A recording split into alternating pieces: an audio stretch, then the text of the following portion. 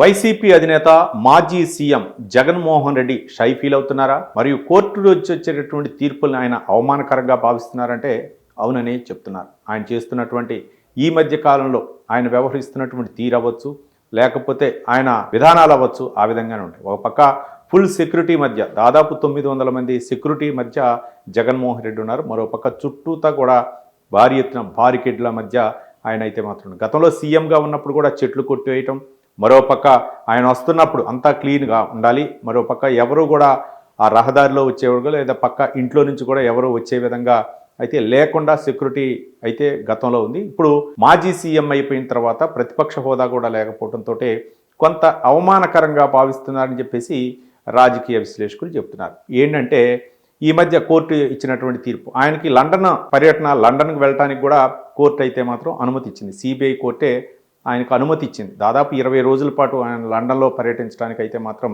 అనుమతి ఇవ్వడం జరిగింది. సమస్య వచ్చిందల్లా పాస్పోర్ట్ రెన్యువల్ చేసే విషయంలో ఆయన సిబిఐ అయితే మాత్రం 5 సంవత్సరాలకి పాస్పోర్ట్ రెన్యువల్ చేయాలి అని చేసి చెప్పడం జరిగింది. ఇంకా ప్రత్యేక ప్రజాప్రతినిధుల కోర్టు విజయవాడలో ఉంది.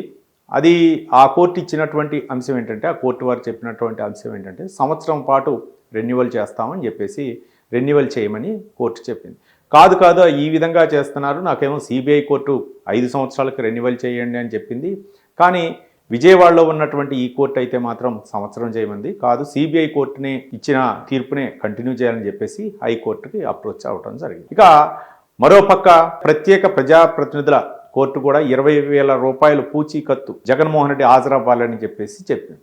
ఈ అంశాలపై కాదు ఈ విషయాలపై ఇవన్నీ అంటే దాదాపు 4 కిలోమీటర్లు ఉంటుంది జగన్మోహన్ రెడ్డి తాడేపల్లి నివాసం నుంచి ఈ ప్రత్యేక ప్రజాప్రతినిధుల కోర్టుకి 4 కిలోమీటర్ల దూరం ఉంటుంది.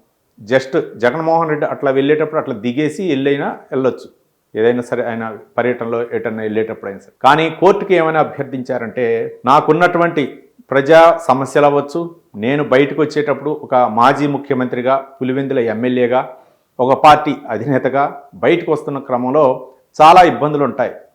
అంతేకాకుండా రక్షణ కోసం పోలీసు వ్యవస్థను అప్రోచ్ అవ్వాలా, మరోపక్క ఇంటెలిజెన్స్ వ్యవస్థకు చెప్పాలా, మరోపక్క రకరకాలైనటువంటి ప్రభుత్వంలో ఉన్నటువంటి వ్యవస్థలన్నిటికి కూడా నేను ఇంటిమేషన్ చేయాలి. కాబట్టి నేను కోర్టుకు వెళ్ళాలంటే ఇబ్బందికరం.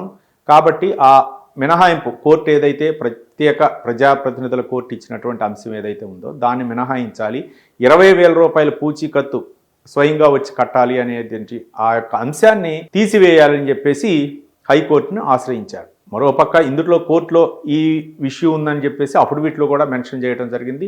దానికి జగన్మోహన్ రెడ్డి కేసును వాదిస్తున్నటువంటి అడ్వకేట్ ఎవరైతే ఉన్నారో పొన్నవోలు సుధాకర్ రెడ్డి, ఆ అంశం నాకు తెలియదని గతంలో కూడా చెప్పారు. ఆ కోర్టు కూడా ఈ అంశం తెలియకపోవటం ఏంటని చెప్పేసి ఆయన్ని మందలించినటువంటి అంశాలు కూడా ఉన్నాయి. అంటే ఒక పక్క ఒక కేసును వాదిస్తున్నటువంటి లాయర్కు నీకు అఫిడవిట్లో, ఎన్నికల అఫిడవిట్లో పొందుపరిచినటువంటి అంశాలు కూడా తెలియవా అని హైకోర్టు కూడా మందలించినటువంటి అంశం. మొత్తానికి అంటే జగన్మోహన్ రెడ్డి, నేను పులివెందుల ఎమ్మెల్యేని, మరోపక్క ఒక వైసీపీ అధినేతని, ఒక పార్టీ అధినేతని, కాబట్టి మాజీ సీఎంని, నాకున్నటువంటి సెక్యూరిటీ పరంగా అవ్వచ్చు, లేకపోతే నాపై ఏదైనా దాడి జరగవచ్చు, లేకపోతే ఏ విధంగా కోర్టుకు అయితే మాత్రం హైకోర్టుకి ఇచ్చారు. హైకోర్టు అయితే మాత్రం అవన్నీ పట్టించుకోలేదు. ఏది వచ్చినా సరే చట్టం ముందు అందరూ సమానులే, చిన్న అవ్వచ్చు పెద్ద అవ్వచ్చు, నీకు కావాలంటే రక్షణ అంటే గతంలో ప్రజా ప్రాతినిధ్య చట్టం ప్రకారం అవ్వచ్చు, లేకపోతే కోర్టులో ఉన్నటువంటి కొన్ని వెసులుబాటు అవ్వచ్చు, వాళ్ళకు ఉన్నటువంటి వెసులుబాటు. గతంలో కూడా సీఎం అయిన తర్వాత జగన్మోహన్ రెడ్డి హైదరాబాద్లో ఉన్నటువంటి సిబిఐ కోర్టుకు అయితే మాత్రం హాజరైంది చాలా తక్కువ.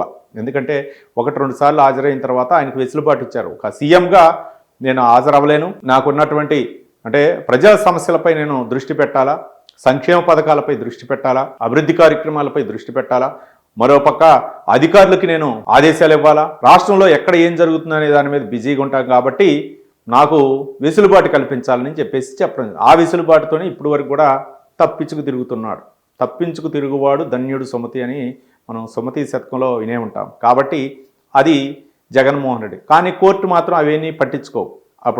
ఇప్పుడు మాజీ అయిపోయిన తర్వాత, ఒక ఎమ్మెల్యే అయిన తర్వాత ఇవన్నీ కాదు, సాధారణ పౌరులకు ఏ విధంగా ఉంటాయో వెసులుబాటు మీకు కూడా అదే విధంగా ఉంటాయి. కాబట్టి కోర్టుకు మీరు ప్రత్యక్షంగా హాజరై కింది కోర్టు ఏదైతే ప్రత్యేక ప్రజా కోర్టు చెప్పినటువంటి అంశాలు ఏవైతే ఉన్నాయో ఆ అంశాలను మీరు కంపల్సరిగా పాటించాల్సిందే అని చెప్పేసి హైకోర్టు ఆదేశాలు ఇవ్వటం జరిగింది. అది బుధవారం రోజు హైకోర్టు ఆదేశాలు.